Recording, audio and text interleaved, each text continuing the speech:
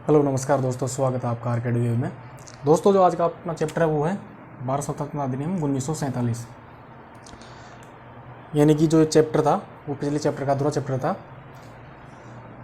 भारत स्वतंत्रता अधिनियम 1947। यानी कि आज़ादी से पहले जो कानून लाया गया था उसको भारतीय स्वतंत्रता अधिनियम 1947 के नाम से जाना जाता है।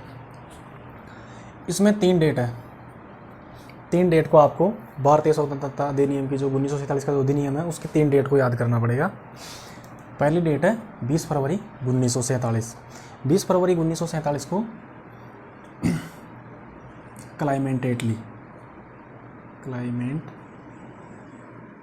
या क्लीमेंट भी बोलते हैं इसको, एटली, जो इंग्लैंड के प्रधानमंत्री थे, ये वहाँ के पीएम थे, प्रधानमंत्री। यानी कि 20 फरवरी 1947 को ब्रिटेन के प्रधानमंत्री, इंग्लैंड के प्रधानमंत्री क्लाइमेट एटली ने घोषणा की। क्या घोषणा की कि 30 जून 1947 को भारत को आज़ाद कर दिया जाएगा। यानी कि उन्होंने घोषणा की कि 30 जून 1947 को भारत को आज़ाद कर दिया जाएगा। अब इसी घोषणा को, यानी कि 20 फरवरी 1947 को क्लाइमेट एटली घोषणा करते हैं कि भारत को 30 जून को आज़ाद कर दिया जाता है, तो इसकी घोषणा को मुस्लिम लीग नहीं मानते हैं। यानी कि जो क्लाइमेट एटली की घोषणा होती है उसको मुस्लिम लीग नहीं मानते हैं। मुस्लिम लीग था हिंदुस्तान का, वो इस घोषणा को नहीं मानता था और नहीं मान रहा था। क्यों नहीं मान रहा था? क्योंकि वो लगातार ये मांग कर रहा था कि हमारे को हमारा भारत से अलग देश चाहिए, और पाकिस्तान के जो समर्थन थे मुस्लिम लीग, उन्होंने अलग देश की मांग उठाई। ठीक है दोस्तों, अलग देश की मांग उठाते हैं मुस्लिम लीग वाले। 30 जून की जो डेट घोषित की गई थी भारत आज़ाद करने को, वो डेट कैंसिल हो जाती है। ठीक है दोस्तों, 30 जून से पहले 3 जून 1947 को ही ये गेम खेल जाते हैं। क्या गेम खेल जाते हैं? क्लाइमेट एटली गेम खेल जाता है कि भारत या पाकिस्तान दोनों में ही जो देशी रियासतें हैं वो अपनी इच्छा से या तो भारत में मिल सकती है या पाकिस्तान में मिल सकती है। हम उसके ऊपर कोई पाबंदी नहीं लगाते, क्योंकि उस टाइम पे कोई भी भारतीय संविधान लागू नहीं था। इसलिए उन्होंने गेम खेल के 3 जून 1947 को ही माउंटबेटन योजना, यानी कि माउंटबेटन योजना का जो था 3 जून 1947, क्योंकि मुस्लिम लीग के विरोध के कारण ही इन्होंने 30 जून से पहले ही, यानी कि 30 जून की उन्होंने घोषणा की थी, 30 जून से पहले ही 3 जून को ही घोषणा कर देते हैं कि या तो देशी रियासत वाले या तो भारत में मिल सकते हैं या पाकिस्तान में मिल सकते हैं, दोनों राज्यों में से किसी भी मिल सकते हैं। हम उनके ऊपर किसी का कोई प्रेशर नहीं है, या फिर हम किसी को यह नहीं कहेंगे आप भारत में मिलो या पाकिस्तान में मिलो। तो जो भारत को बांटने की जो योजना थी उसको बोलते हैं, भारत विभाजन की जो योजना थी उसको बोलते हैं माउंटबेटन योजना। माउंटबेटन योजना भारत के तत्कालीन वायसराय लॉर्ड माउंटबेटन,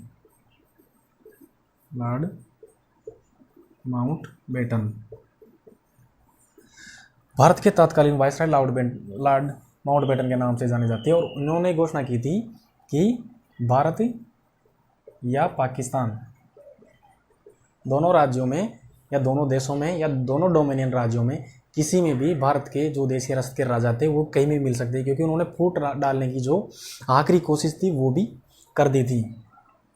अब क्या होता, माउंटबेटन योजना का मुस्लिम लीग ने समर्थन किया, क्योंकि वो चाहते ही थे कि हमारे लिए अलग देश बने। तो क्या हुआ, मुस्लिम लीग ने समर्थन किया। किसका? माउंटबेटन लीग का, माउंटबेटन योजना का मुस्लिम लीग ने समर्थन किया, और वो जो कह रहे थे वो उनकी बात मान ली गई।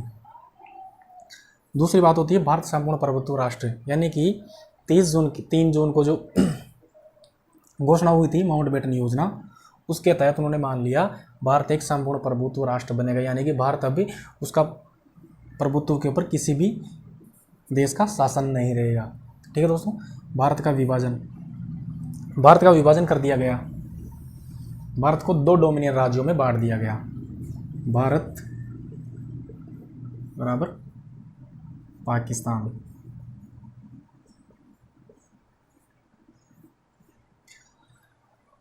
इन्होंने क्या किया, इन्होंने घोषणा कर दी कि भारत और पाकिस्तान दोनों देश अलग अलग अपने संविधान का निर्माण कर सकते हैं और अपने अपने मनचाहे संविधान को मान सकते थे, और जो संविधान लागू करते ही या 3 जून 1947 के बाद में भारत के ऊपर, इंडिया के ऊपर किसी भी विदेशी कंपनी, किसी भी विदेशी ताकत या यूँ कहे इंग्लैंड का शासन नहीं रहेगा। तो उन्होंने यहाँ पे एक गेम खेल दिया, इंग्लैंड वालों ने, अंग्रेज़ों ने, या इंग्लैंड के प्रधानमंत्री क्लेमेंट एटली ने, कि भारत को आज़ादी कब दी उन्होंने, 15 अगस्त को, और पाकिस्तान को दी थी 14 अगस्त को। अब आप सोच रहे होंगे पहले भारत को आज़ाद क्यों नहीं किया गया, पहले पाकिस्तान को क्यों आज़ाद किया गया। उसके पीछे एक कारण था, क्योंकि उन्होंने घोषणा कर दी थी कि वहाँ पे 3 जून के बाद में किसी भी ब्रिटेन का शासन नहीं रहेगा, और वहाँ पे ब्रिटेन के शासन 3 जून के बाद में ख़त्म होने के बाद में जो वहाँ के राज्य जो संविधान के हिसाब से कानून लगाएंगे उसी के हिसाब से भारत का शासन लागू रहेगा, या भारत का शासन चलाया जाएगा। तो अगर मान लो भारत को अगर 14 अगस्त को स्वतंत्र कर देते हैं तो फिर पाकिस्तान का निर्माण नहीं होता है, क्योंकि 14 अगस्त को अगर भारत आज़ाद हो जाता है तो भारत के संविधान सभा में जो नियम बनाए गए थे, संविधान बनाया गया था, उसी के अनुसार भारत चाहता तो पाकिस्तान को अलग करता, या भारत नहीं चाहता तो भारत को अलग नहीं करता। इसलिए उन्होंने सबसे पहले, मुस्लिम लीग वालों ने सबसे पहले भारत को की बजाय पाकिस्तान को आज़ाद कराया। 14 अगस्त को पाकिस्तान का आज़ाद दिवस है, और उसके बाद में 15 अगस्त को भारत को आज़ाद किया गया। कारण यही था कि उन्होंने घोषणा की थी कि 3 जून के बाद में वहाँ की जो कानून है वो किसके अनुसार चलाया जाएगा, वहाँ के संविधान सभा के अनुसार या संविधान के अनुसार चलाया जाएगा। तो इसीलिए पहले भारत के ऊपर भारत का संविधान लागू नहीं होने से पहले ही 14 अगस्त को ही पाकिस्तान को आज़ाद कर दिया गया। ठीक है दोस्तों, 15 अगस्त भारत की आज़ादी दिवस है और पाकिस्तान का 14 अगस्त है। गवर्नर जनरल का पद सर्जित, यानी कि 1857 का जो अधिनियम आया था उसमें वायसराय का पद दे दिया गया था गवर्नर जनरल को, तो उस टाइम पे ही रिजेक्ट कर दिया गया था और वायसराय का पद सर्जित किया गया था। अब इसके अनुसार गवर्नर जनरल का पद सर्जित, यानी कि भारत और पाकिस्तान में दोनों देशों में अलग अलग गवर्नर जनरल बना दिए गए।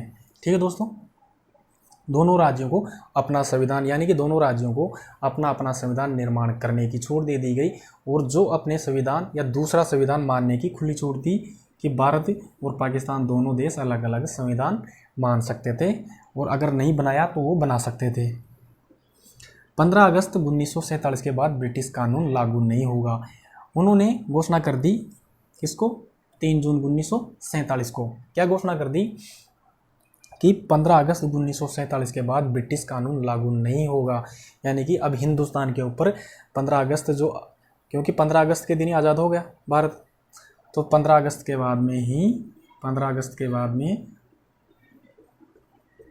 बाद में भारत के ऊपर कोई भी ब्रिटिश कानून या फिर यूँ कहें इंग्लैंड का शासन नहीं रहेगा। जो भी निर्णय लेगा वो भारतीय जो कैबिनेट है या भारतीय सरकार है वो ही इसका निर्णय लेगी। देशीय रियासतों पे ब्रिटिश कानून, पहले देशीय रियासतों पे ब्रिटिश कानून था, अब इन्होंने क्या यहाँ भी गेम खेल गए, फूट डालने की जो राजनीति थी उनकी, कि ब्रिटिश जो देशी रियासतें थी अब तक तो ब्रिटिश शासन के ऊपर बंधी हुई थी। अब उन्होंने क्या किया कि उनके ऊपर कोई भी कानून ब्रिटेन का मान्य नहीं होगा, यानी ब्रिटिश सरकार का कानून मान्य नहीं होगा। तो इसी के तहत हिंदुस्तान की जो देशी रियासतें थी उन्होंने हंगामा खड़ा कर दिया। कई रियासतें तो भारत में मिल गई थी, उसके बावजूद 4-5 रियासतें थी, जैसे हैदराबाद की थी और जैसे जम्मू कश्मीर का था, तो इन्होंने बगावत कर दी। जोधपुर के थे, इन महाराजाओं ने बगावत कर दी कि हम तो भारत में नहीं मिलना चाहते, पाकिस्तान में मिलना चाहते। हालांकि इनको बाद में कैसे भी करके साम दाम दंड भेद तीनों ही ताकत से मिला लिया गया भारत में। शाही उपाधि समाप्त। शाही उपाधि थी भारत का सम्राट, सम्राट या साम्राज्य यानी सम्राट या सम्राट यानी महाराजा या महारानी किसको कहते थे? जो ब्रिटेन की महारानी थी उसको ये उपाधि दी गई थी। तो वो इसके बाद में 15 अगस्त 1947 की या 3 जून 1947 के बाद में कैंसिल हो गई थी। स्वतंत्र भारत के प्रथम गवर्नर जनरल, देखो पहले कह दिया था कि वहाँ पे एक गवर्नर जनरल होगा। अब हिंदुस्तान में क्या होता है, भारत का पहला गवर्नर जनरल किसको बना दिया गया? लॉर्ड माउंटबेटन को ही, लॉर्ड माउंटबेटन को। लेकिन इसका एक इम्पोर्टेंट ये चीज़ है, लॉर्ड माउंटबेटन उस टाइम का जो गवर्नर जनरल था उसी को भारत का गवर्नर जनरल बना दिया गया, लेकिन इसके ऊपर पूर्णतः अधिकार भारत सरकार का होगा, न कि ब्रिटेन का। ठीक है दोस्तों। स्वतंत्र भारत के प्रथम गवर्नर, कई बार रेलवे में सीधा क्वेश्चन पूछा गया, कहीं एग्जाम में पूछा गया कि स्वतंत्र भारत का प्रथम गवर्नर जनरल लॉर्ड माउंटबेटन। एक और क्वेश्चन बनता है इसमें, स्वतंत्र भारत के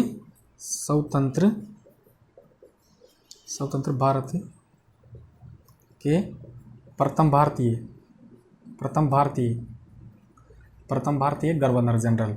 सर भारतीय यहाँ की, ये तो केवल भारतीय आएगा, केवल प्रथम आएगा, इसमें कोई भारतीय ना विदेशी। स्वतंत्र भारत के प्रथम गवर्नर आएगा, गवर्नर जनरल आएगा, उस पर तो हम करेंगे लॉर्ड माउंटबेटन। और अगर स्वतंत्र भारत के प्रथम भारतीय आएगा तो उसमें आएगा सी राजगोपालाचार्य, यानी कि माउंटबेटन के बाद में भारतीयों को बना दिया गया था, वो कौन थे? सी राजगोपालाचार्य, चारी कह दो इसको आप, राजगोपालाचार्य। ठीक है दोस्तों। अब बात आती है अंतरिम सरकार का गठन, यानी कि संविधान सभा का जो गठन किया गया था, संविधान निर्माण के लिए जो गठन किया गया था, उसी सभा को सरकार मान लिया गया था 1946 में। यानी कि 1946 में भारत के जो लोग थे वो शासन कर रहे थे किसके रूप में? विधायिका के रूप में, और उन्होंने अपने कैबिनेट या मंत्रिमंडल का निर्माण किया। ठीक है। अंतरिम सरकार का गठन कब हुआ था? 1946 में। उसके प्रथम जो अंतरिम सरकार का गठन किसके नेतृत्व में किया गया था? पंडित जवाहरलाल नेहरू के नेतृत्व में। तो इसका भी पूरा का पूरा मंत्रिमंडल है, लेकिन यहाँ से इंपॉर्टेंट क्वेश्चन नहीं बनता इसका ये कि अंतरिम सरकार का गठन 1946 में। दूसरी बात किसके अंडर में बनाया गया था? वो था पंडित जवाहरलाल नेहरू के अंडर में बनाया गया था। अब आता है स्वतंत्र भारत का पहला मंत्रिमंडल 1947 में। हम इस चीज़ को, ये जो 7-8 टॉपिक है यहीं से कई बार सीधे क्वेश्चन पूछ लिए जाते हैं, क्योंकि ये जो रिकॉर्ड है भारत में सर्वप्रथम बनने के रिकॉर्ड है, जो भी मंत्री बना वो भारत में सर्वप्रथम। जैसे हम देखेंगे इसको एक नज़र से, स्वतंत्र भारत का पहला मंत्रिमंडल, तो जो भी आएगा नाम स्वतंत्र भारत का पहला, यानी कि पहला प्रधानमंत्री, तो पहला प्रधानमंत्री थे पंडित जवाहरलाल नेहरू।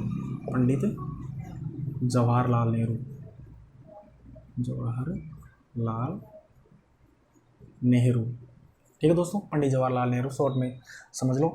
प्रथम गृह मंत्री सरदार वल्लभ भाई पटेल, लौह पुरुष सरदार वल्लभ भाई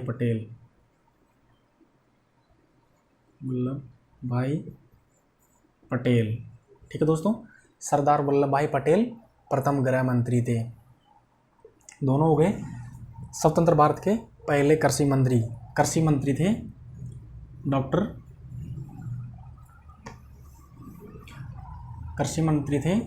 डॉक्टर राजेंद्र प्रसाद, जो बाद में डॉक्टर राजेंद्र प्रसाद जो बाद में पहले राष्ट्रपति बने। स्वतंत्र भारत के पहले शिक्षा मंत्री अब्दुल कलाम आज़ाद।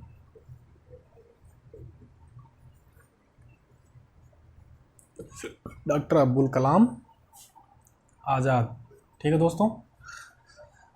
प्रथम रेल मंत्री, ये कई बार एग्जाम में पूछ लिया गया, खास तौर से एनटीपीसी या रेलवे में, आरआरसी या आरआरबी में, तो ये थे डॉक्टर जॉन मथाई।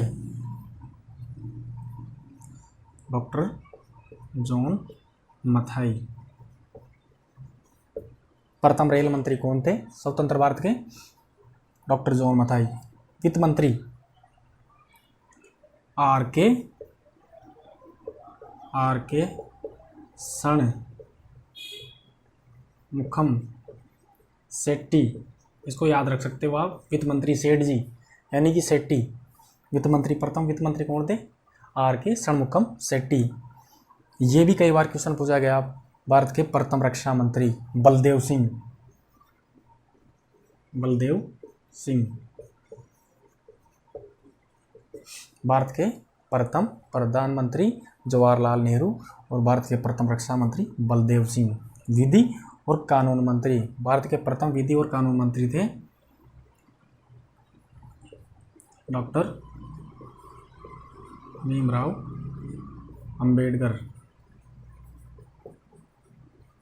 ठीक है दोस्तों, तो ये था 7-8 इंपॉर्टेंट जो भारत का पहला मंत्रिमंडल था। यहीं से अधिकतर क्वेश्चन बनते हैं, और बाकी और भी सारे राज्य मंत्री उपराज्य मंत्री सारे थे, लेकिन ये जो इंपॉर्टेंट क्वेश्चन है 7-8 इंपॉर्टेंट बनते हैं।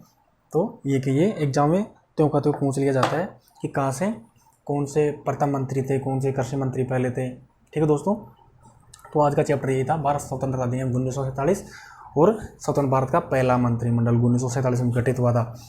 प्रथम लोकसभा चुनाव तो हुआ था, प्रथम लोकसभा चुनाव हुआ था 1952 में, जब तक यही मंत्रिमंडल काम कर रहा था। आगे पढ़ेंगे, देखेंगे उसके बाद में 1952 में जो प्रथम लोकसभा चुनाव होते हैं उसी टाइम पे भी लगभग ये मंत्रिमंडल बना रहा था।